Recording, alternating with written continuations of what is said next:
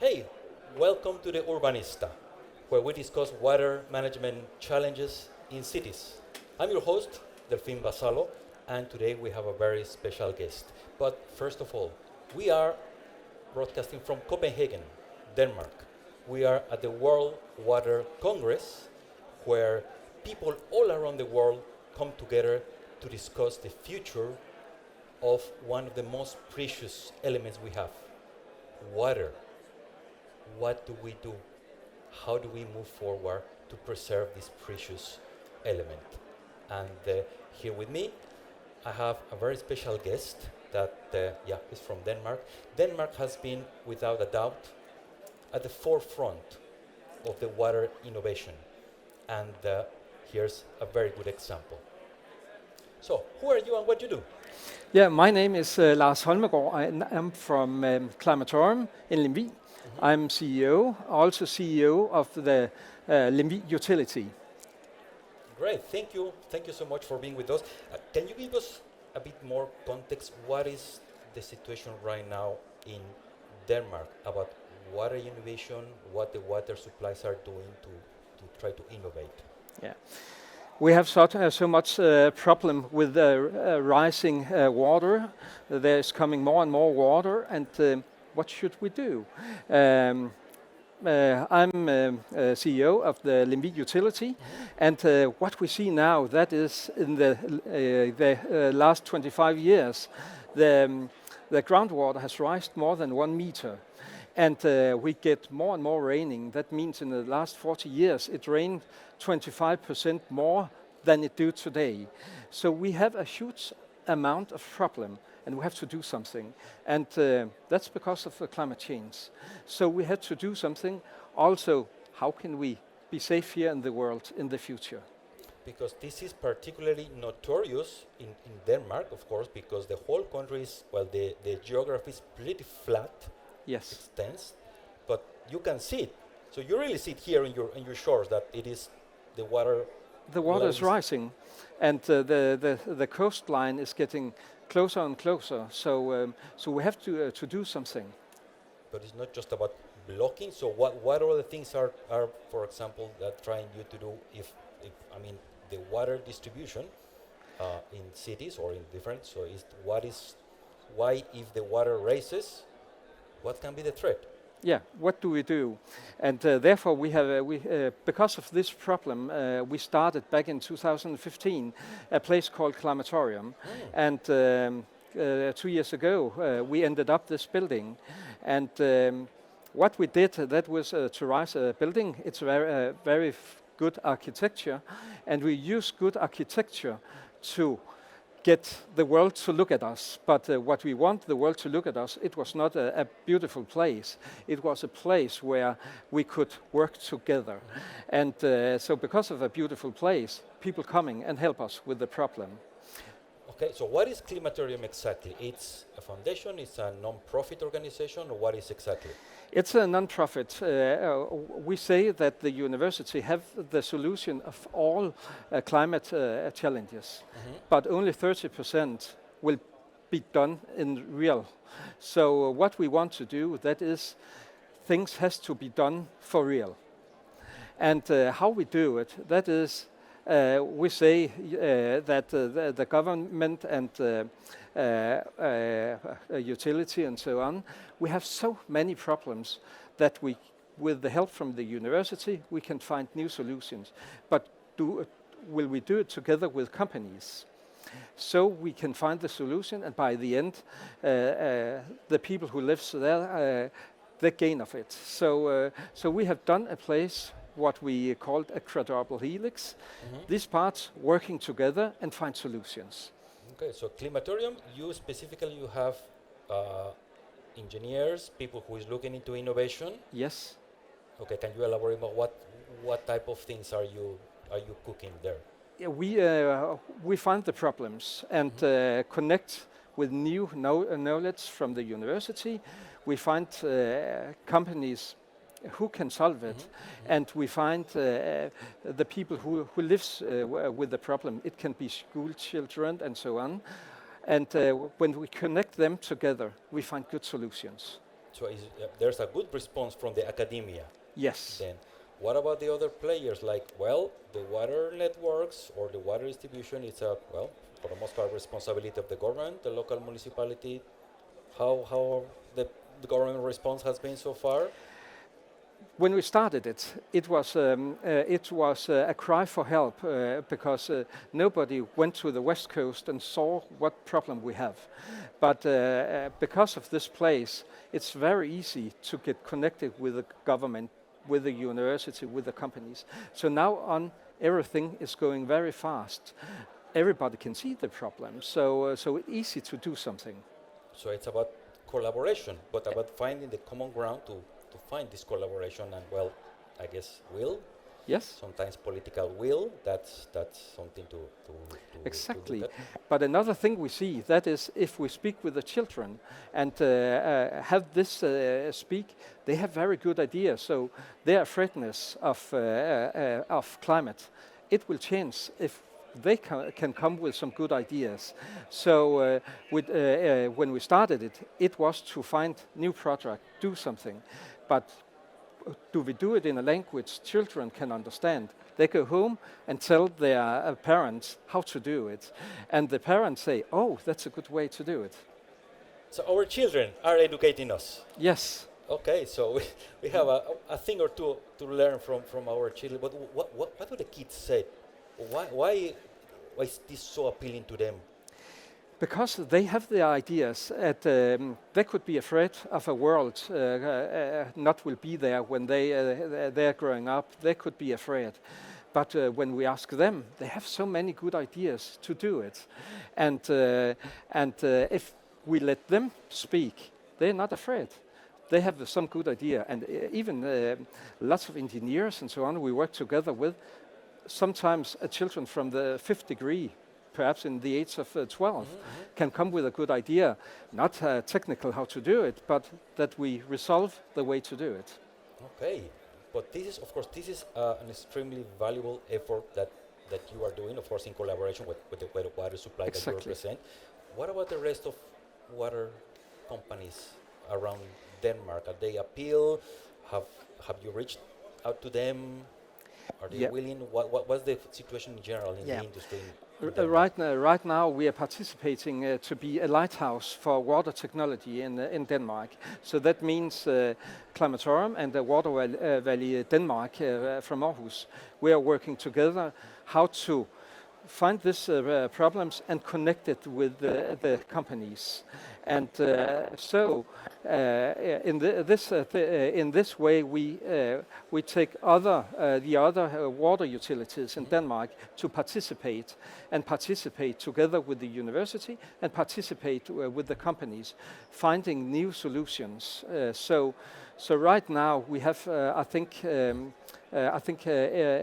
48 companies connected on this project. 48? Yes. Okay. And those solutions that I guess may come from the least expected place, because I have heard a story about some fishing nets that were recycled. I mean, of course, the fishing nets that we use, well, to fish and to get our food, but then after a while, those get, well, broken, rotten. They are no more usable for the purpose of fishing. And then what? So you pick them and then what do you do with them? One of the things that is we have so much fishing net in the seas around us, and if we took all this fishing net up and burned them, it will be the same as burn all the forest in all the world. So much CO2 will there be in this fishing net. Normally is done. Yeah. They pull out the nets and they burn them. Yeah, actually, the fishing net is staying in the sea. But that's even worse. Okay, that's one problem. But can we take this fishing net up? We could burn it and use it for energy, but it will give us another problem called CO2 emissions. Yes. And but could we reuse it? It can be a way to do it. So that's what we're looking on.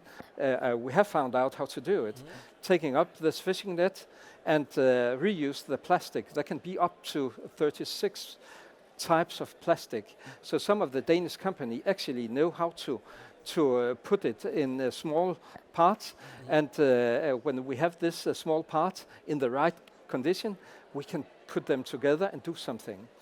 So, in the other hand, we have all these pipes. In Denmark, 1/3 of the Danish economy actually is pipes below the earth. So say it again. 1/3? 1/3 of the national Danish economy, that is pipes. That's a lot of money. That's a lot of money. And if we could, every time we take a pipe up and put a new in, we could put fishing net in it. So we can take the CO2 and put it in the pipe. So from the fishing nets that they get processed, of course, and they clean whatever is the actual chemical process, I imagine. So you get the pellets, Yes. the plastic, and Yes. those are the base for the pipe. Yes. But those are, of course, is a very good example of circular economy, recycling to put into a pipe. But that pipe needs to comply with certain quality Yes. standards. So this type of pipe for which uses could be The first important things, that is when you take this plastic, you need to know exactly what kind of plastic, a PP, PE, or so on. And today we have some technology. We have some Danish company, Plastics, and other companies in Denmark. And then the university, they know how so they have some sensors that can detecting what kind of plastic it is. So when we take this plastic, it can be exactly as virgin plastic again, and we can reuse it. So if we take this plastic and put it in pipes, so we can do it. And that's one of the cases we have from Climatorium, that we work with companies and find out to make a new kind of pipes, and therefore we can reuse the fishing net, and we can put the CO2 inside this one. As a filling, Yes. or as the foam that goes in the middle of the layers of the pipe. What do you think is the perception of the technical people that are running the water networks about a recycled product? I have heard some people like, no, it can be like second quality product if it is come from recycling material, but the pipe should perform the same. I can assure you the pipe will be exactly like the pipes we know. We actually have this case. We work together with the plastic companies, also with a company like yours, Uponor.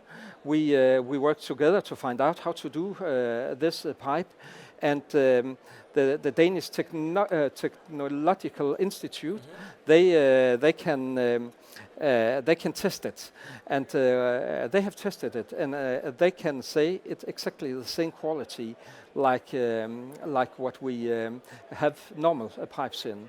So what we see now, it's possible to do it in reused plastic. When we started this case, we thought it will be more expensive because virgin plastic will be cheaper to use.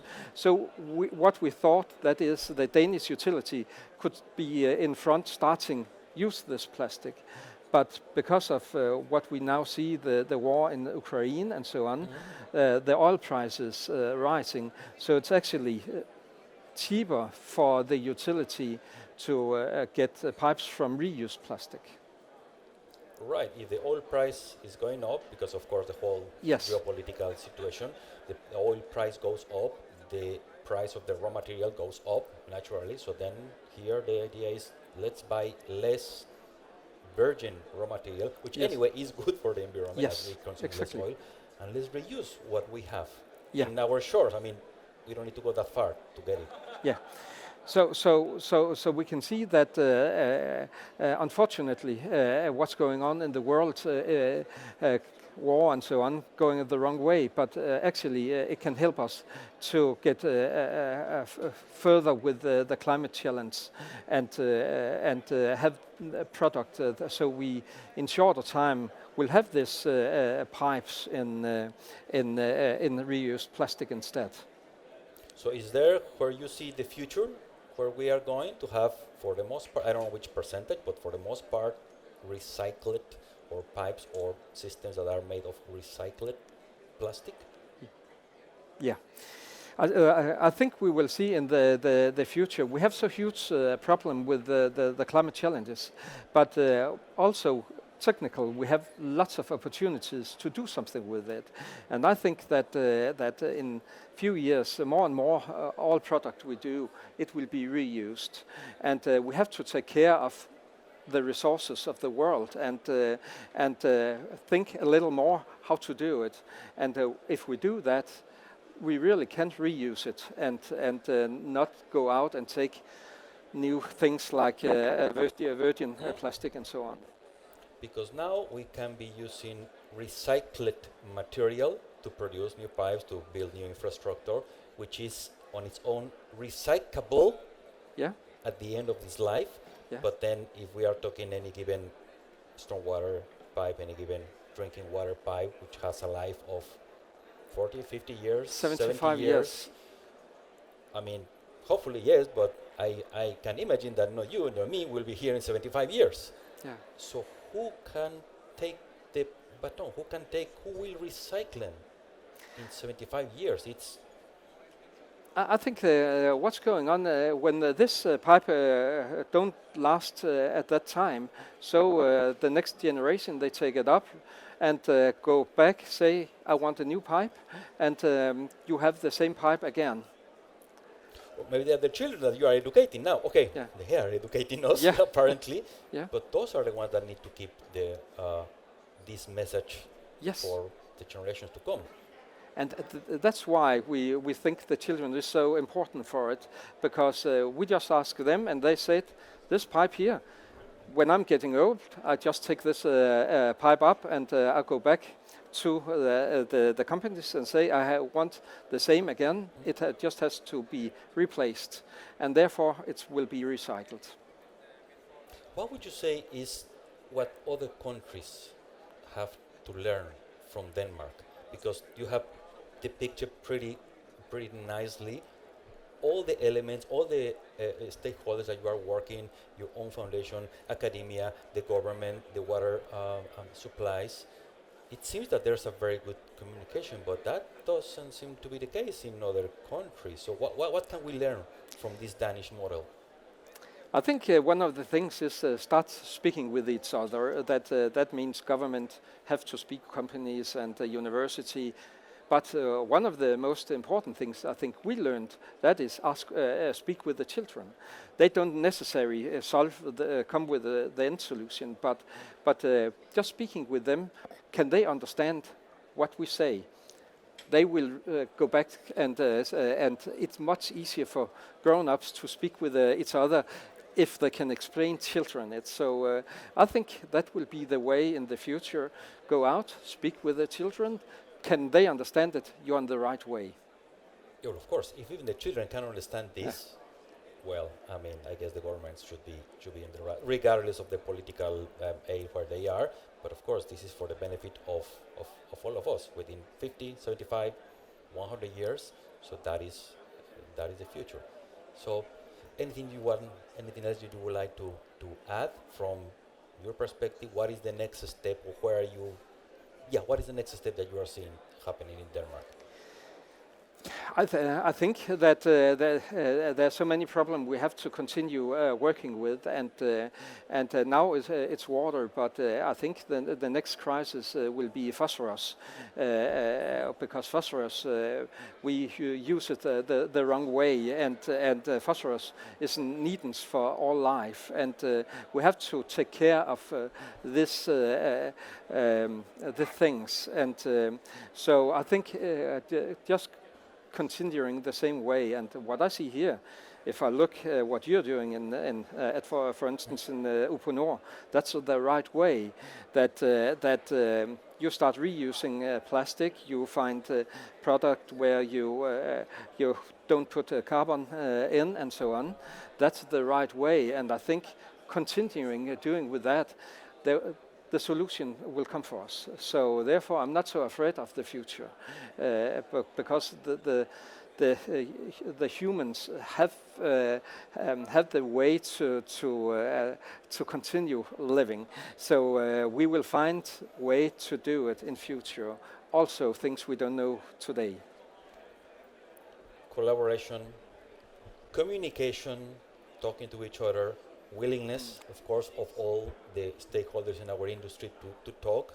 And well, I guess the main thing that I'm getting from today, we can learn a lot of things from our children, and well, we always should listen to them.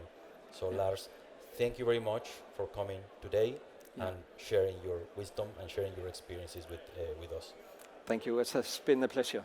And thank you all, and then we will continue from the World Water Congress from Copenhagen, Denmark, and keep tuning in. We will come back with more things.